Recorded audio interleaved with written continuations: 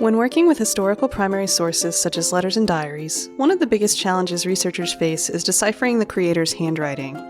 Handwriting can be messy, old cursive can be difficult to read, and archaic spellings and turns of phrase can be confusing. This video will share some tips and tricks to help you read and understand historical handwritten documents. When preparing to decipher a handwritten document, you should first be aware that this process takes time. Be sure you've given yourself enough time to fully work through the document, and keep in mind you may need to walk away and return to the document several times before you fully understand it. Several pairs of eyes are usually better than one, so you may find it helpful to have a friend or two with you. Even though transcribing old documents can be a lot of work, it can also be really fun. Approach it like a puzzle or a game, and understand that you likely won't be able to read every single word in the document, and that's okay. Start by learning as much as you can about the document aside from what's written on it. Who created it? Who is its intended audience? Can you determine any information about its creator that may help you understand the document better?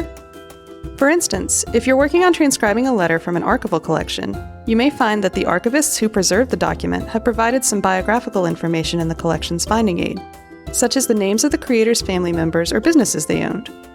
If you're working with a digital document in a database or an online exhibit, see if there's a description or other information in the document's record that can tell you more about it.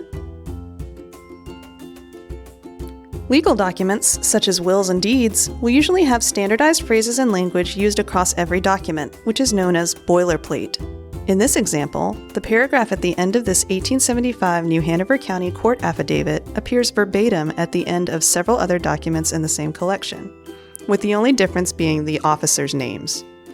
You can often search the web for examples of legal boilerplate, which can help if you get stuck on the same word in multiple documents.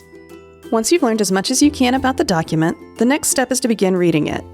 First, try to read the document several times. The more times you read it, the more you will begin to understand and internalize the creator's handwriting. Try to take a break between readings if you can. If you're struggling, start by just identifying all the words in the document that you can read. Is there one word you can read fully? Can you find that word anywhere else in the document? Once you've identified a word, break it down into individual letters.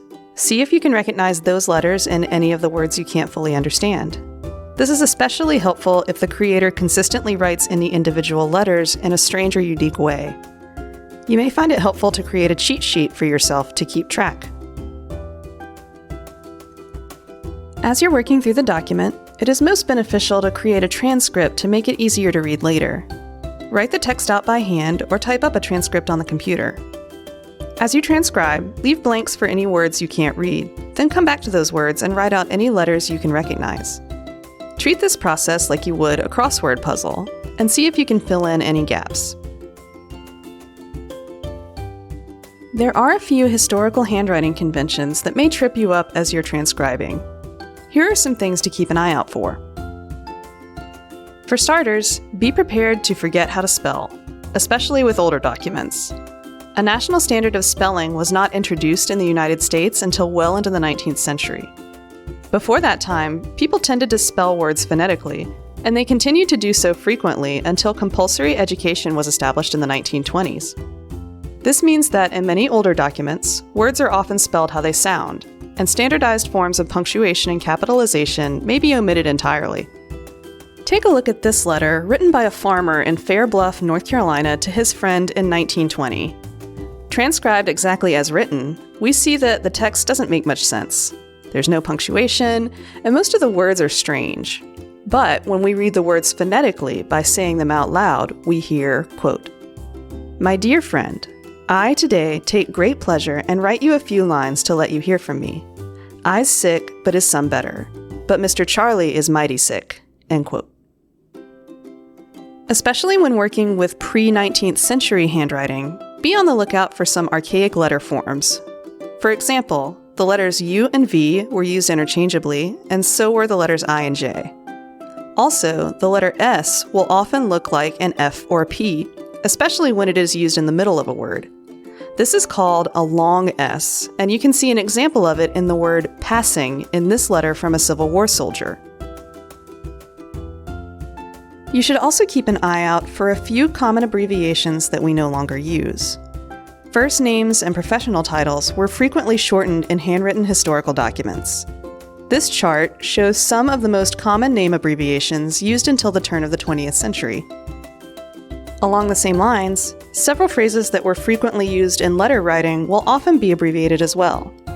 Prior to the 20th century, it was common to sign business letters with the phrase, "Your obedient servant," and you will often see this abbreviated as YR, OBT, SVT, or some other variation, much like in this example.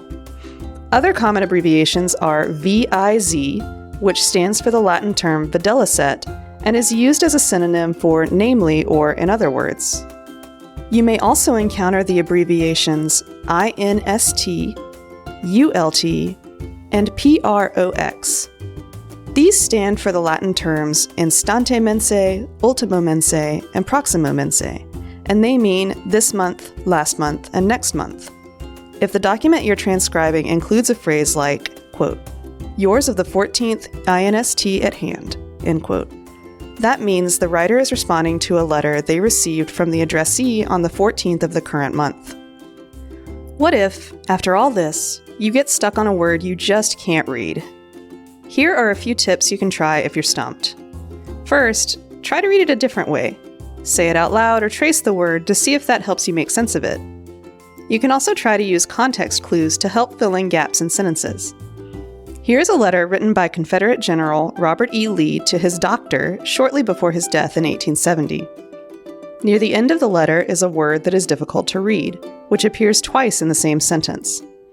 After transcribing the rest of the words in the sentence, we get, quote, "I hope that blank will find me better than when blank saw me, as I wish to continue my journey to Washington on Wednesday," end quote. In this context, a pronoun such as he, she, or you would make sense in the blank spots. And when we look at the word, we can see that you seems to be the best match, especially since Lee is addressing his doctor directly in the letter. You can also try searching the web for a word using as many letters as you can decipher. Sometimes a search engine will autocorrect to the right word or make a suggestion for an unfamiliar term. This letter was written by John Schrank, who was institutionalized after attempting to assassinate President Theodore Roosevelt in 1912. Schrank mentions his hospital's location twice in the letter, and it looks like it's either WANPUN or WAUPIM. If you search the web for John Schrank Hospital and either spelling of the word, you can see that the correct spelling is actually WAUPUN. Again, remember that multiple pairs of eyes can be helpful. Ask a friend or mentor to see if they can decipher any difficult words, or take a break from the document and come back to it later. You'd be surprised how many challenging words will start to make sense if you give yourself some distance.